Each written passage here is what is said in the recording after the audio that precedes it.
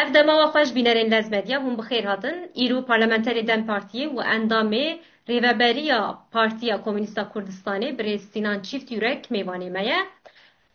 Em ê behsa pêvajoya çareseriyê bikin û hinekî xalên girîng nîqaş bikin li gel Birêz Çîftîrek. Hûn bi xêr hatin destpêkê Birêz ez ê yekser vê pirsê bikim heta niha pêngavên gelekî girîng hatin avêtin bi taybetî ji aliyê PKK'yê ve jî û di komîsyonê de jî hinekî civîn hatin encamdan.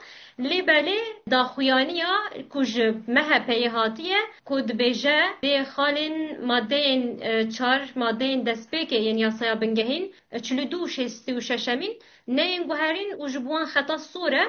Ez vê bipirsim Birêz Çîftîrek ev dê xebatên veguherîna yasaya bingehîn astenk nekin li gorî we û dê xebatên pêvajoya çareseriyê ji bandor neke.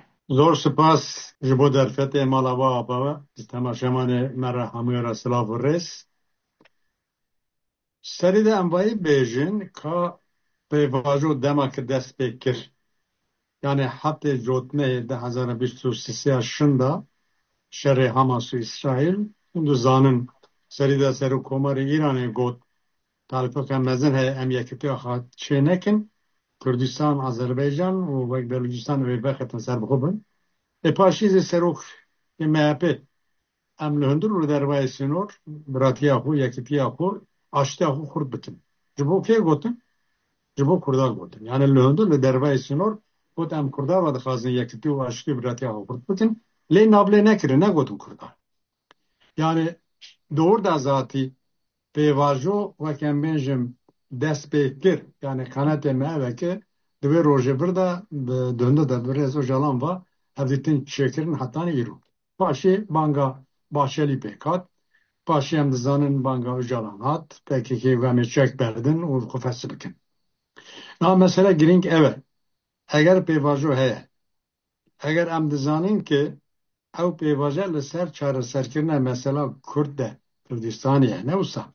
Yani wek dibêjin ya Sultanê Misirê êker bêsiyekî li Tirkiye mesela Kurd e, mesela Kurdistanê ye.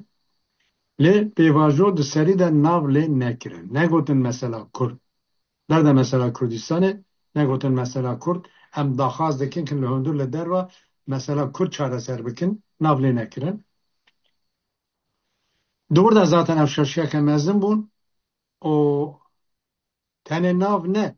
Nabarosê diyar nekirin. Sibê êvarê gotin mesela teror e. Sibê êvarê gotin em dixwazin Tirkiye bê teror. Lê belê dünya alem carê dizane ki li Tirkiye mesela ev di bingeha mesela evlihiyê da di bingeha wek kêm demokrasiyê da di bingeha wek em ê hemû şer û dijwariyê da mesela Kurd e mesela Kurdistanê ye. Eger ev çareser nebe vana qet çareser nebin. Ji bo we yani ne nav ne nabarok diyar nekirin. Em vekin ser mesela komisyonê. Belê komisyon hat ava kirin bi pênce û yek kesî. O gotin ki navê komisyonê serî de gotin bira ve komisyona terora bê Tirkiye ve paşî nîqaş kirin li hev dikirin vek em bên peymanek çêkirin gotin işte komisyona evlehiya komisyona hevgirtina netewî û biratî û demokrasî. Belê. Nav lê nekirin. Yani divêne bişkova yekem bi şaşî hate bişkov kirin. İlk döme yanlış iliklerini dibêjin ya. Belê.